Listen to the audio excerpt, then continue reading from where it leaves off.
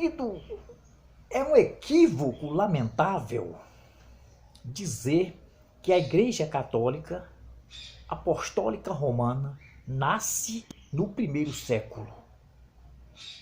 Não existe evidências históricas, nem existe base bíblica para esta afirmação.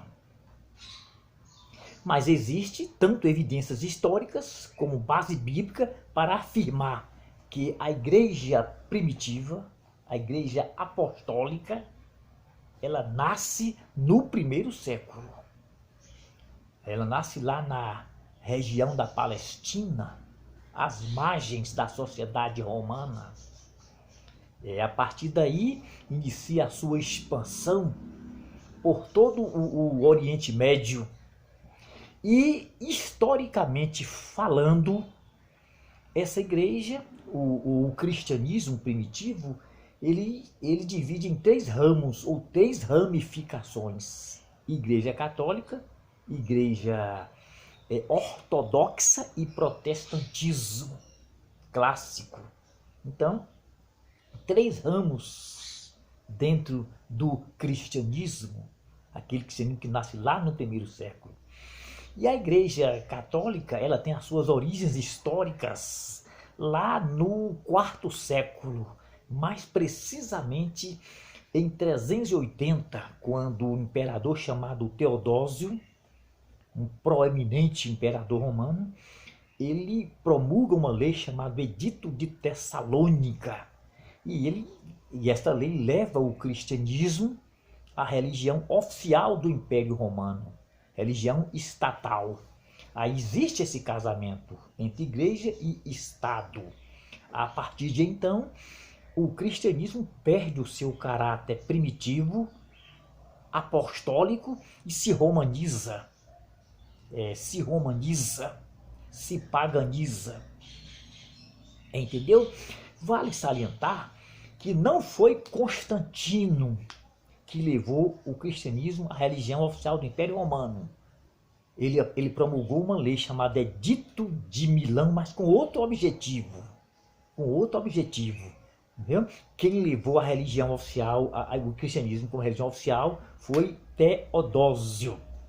E quando chega em 476, já no início da Idade Média, o cristianismo romanizado se torna forte. É uma fé unificada, mas é um cristianismo totalmente paganizado, apóstata. E a Idade Média é um misto de cultura germânica, né?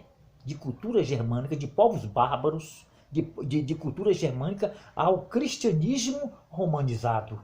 Então entra na Idade Média uma só igreja. Aí inicia o período medieval. Para o cristianismo, a Idade Média foi um período das trevas, devido aos martírios, devido às atrocidades que se praticou contra alguns irmãos.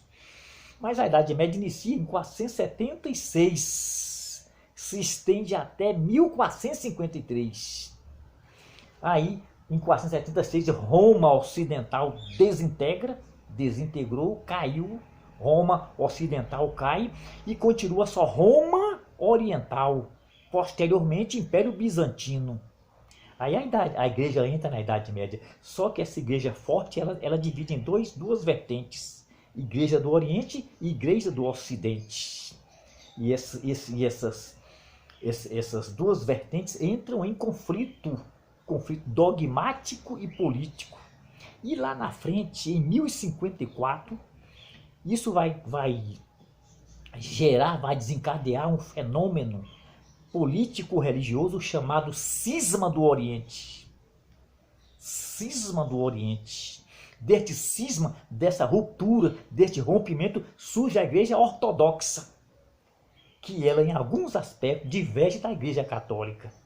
Aí fica a Igreja Católica Apostólica Romana, com a sua sede em Roma, é a Igreja Ocidental, e a Igreja Ortodoxa, com a sua sede em Constantinopla, que é a Igreja do Oriente. Entendeu? Aí você observa duas vertentes do cristianismo: Igreja Católica e Igreja Ortodoxa. Até hoje existe esse conflito. Aconteceram vários concílios na tentativa de conciliar, de trazer um consenso para essas duas igrejas, mas não existe conciliação, não existe consenso. Até hoje existe uma contenda por motivo dogmático e político entre Igreja Católica e Igreja Ortodoxa.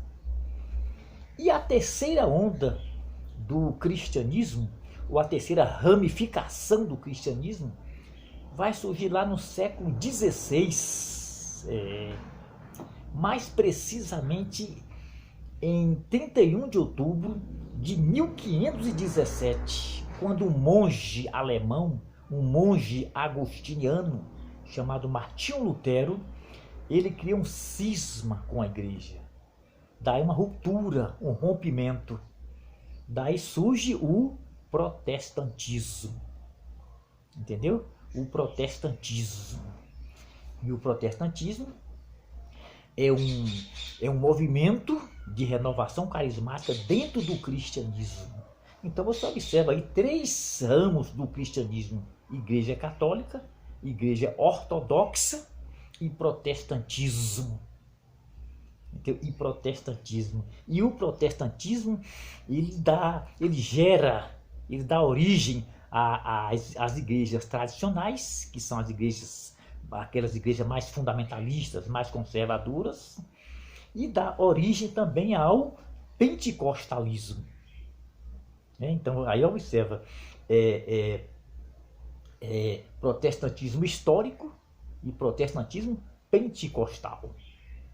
E em 1910 surge a primeira onda de pentecostalismo, que é o proto-pentecostalismo.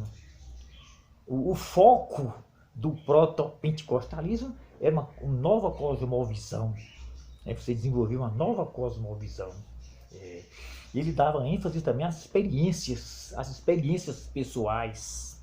O proto-pentecostalismo tinha também como foco essa distinção entre o bem e o mal. O bem, Deus, o mal, Satanás. E é preciso pegar o bem para banir o mal. Já em 1950 surge uma segunda onda de pentecostalismo, que é o deuteró-pentecostalismo. O deuteró-pentecostalismo, como segunda onda, dava uma certa ênfase à evangelização de massas, a profecias, a línguas estranhas. E em 1980 surge uma terceira onda de pentecostalismo, que é o neopentecostalismo. O neopentecostalismo. Então você observa aí três ondas de pentecostalismo: o proto, que é o primeiro, o deuteró-pentecostalismo, que é o segundo, e o neopentecostalismo, que é o terceiro, a terceira onda de pentecostalismo. E você observa que o neopentecostalismo, ele tem crescido de forma assustadora, tem conquistado uma posição hegemônica. As igrejas neopentecostais têm se multiplicado. E existe teologicamente, doutrinariamente, existe uma diferença entre o neopentecostal e o deuteró-pentecostal, o deuteró-pentecostal e o protopentecostal. E você observa que existe nos dias atuais um fenômeno denominado de neopentecostalização de igrejas históricas e igrejas pentecostais.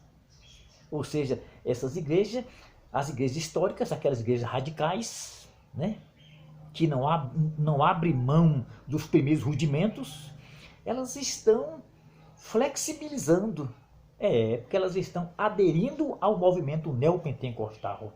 Ou seja, igrejas históricas estão se tornando igrejas neopentecostais. E igrejas pentecostais estão se tornando neopentecostais. Então você observa que existe um avanço do neopentecostalismo. Então você viu aí três vertentes do cristianismo primitivo: Igreja Católica, Igreja Ortodoxa e Pentecostalismo. E que Deus, assim, em sua graça, te abençoe.